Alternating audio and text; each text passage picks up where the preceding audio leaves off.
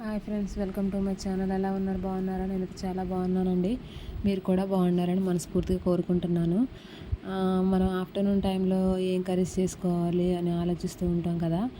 అలా ఆలోచించే పనేమి లేకుండా ఇంట్లో చట్నీస్ ఏమున్నా పర్వాలేదు, చట్నీ ఉంటే ఈజీగా ఒక 2-3 ఎగ్స్తో ఇలా ట్రై చేయండి.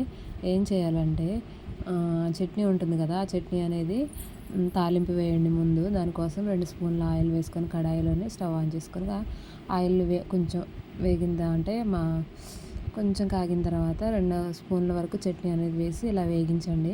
తాలింపు కోసము పోపు, తాలింపు గింజలు అన్నేవి వేయాల్సిన అవసరం ఉండదు. ఒకవేళ కావాలంటే వేయించుకోవచ్చు, ఎందుకంటే ఎగ్గేస్తాం కాబట్టి వేయాల్సిన అవసరం ఏమి ఉండదు. ఇలా కలుపుతూ వేయించుకుంటే సరిపోతుంది. కొంచెం వేగిన తర్వాత ఆ చట్నీ అనేది సపరేట్ చేసుకోండి, వేరే బౌల్లోకి అనేది తీసుకోండి.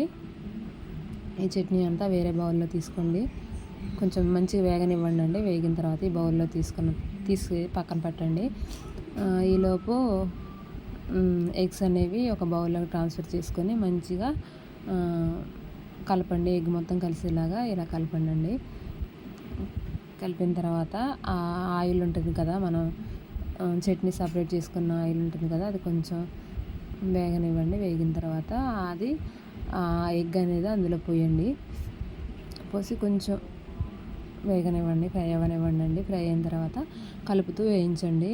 ఎగ్ని మంచిగా వేగాలండి, లేకపోతే స్మెల్ వచ్చేస్తుంది. దాంట్లో ఏం వేయాల్సిన అవసరం ఉండదు, ఎందుకంటే ఆల్రెడీ చట్నీలోనే ఉప్పు కారం అంతా సరిపోతుంది కాబట్టి వేయాల్సిన అవసరం ఉండదు. ఓన్లీ ఎగ్ ఒక్కటి కొట్టి ఇలా పోసుకుంటే సరిపోతుంది. దాన్ని మంచిగా కలుపుతూ వేయించండి, అడుగంటకుండా. చట్నీ ఆటోమేటిక్గా అడుగంటేస్తుంది కాబట్టి ఇది అడుగంటకుండా ఇలా వేగించండి.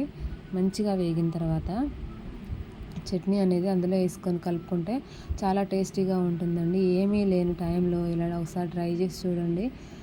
నేనైతే ట్రై చేశాను కాదు, ఇలా 2-3 సార్లు అయితే తిన్నానండి. చాలా టేస్టీగా ఉంటుంది. ఇలా కావాలంటే చిన్న చిన్నగా చేసుకోవచ్చు, లేదంటే ఇలా కొంచెం పెద్ద పెద్దగా ఆమ్లెట్ టైప్లో ఉంచి చట్నీ వేయచ్చండి అందులోని.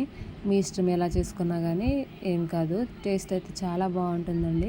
మీ దగ్గర కరివేపాకు ఉంటే కరివేపాకు వేయండి. నా దగ్గర లేదు కాబట్టి నేను స్కిప్ చేశాను. కొత్తిమీర అయితే వేయాల్సిన అవసరం లేదు, కరివేపాకు ఒక్కటి ఉంటే వేయండి, సరిపోతుంది.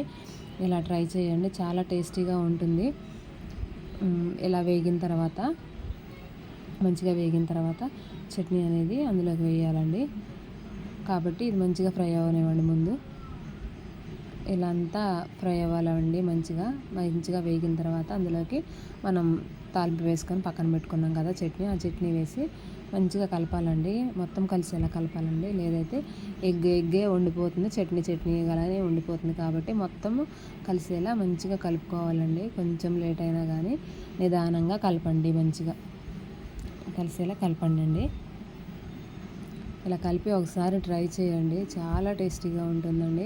ఏ కర్రీ అవసరం లేదు, ఇలా ఉంటే ఎగ్స్ చట్నీ ఉంటే సరిపోతుంది. ఇలా ఏ టైంలో అయినా కావాలంటే ఆ టైంలో చేసుకొని తినేయచ్చు. ఎంతో టైం పట్టదండి, ఒక 10 మినిట్స్ 5 మినిట్స్ 10 మినిట్స్ పడుతుంది అంతే. చాలా టేస్టీగా కూడా ఉంటుంది, మళ్ళీ తినాలనిపిస్తుందండి. ట్రై చేసి చూడండి. ఇలా కలుపుతూ చట్నీ అనేది స్మాష్ చేస్తూ కలుపుతూ ఇలా ట్రై చేయండి.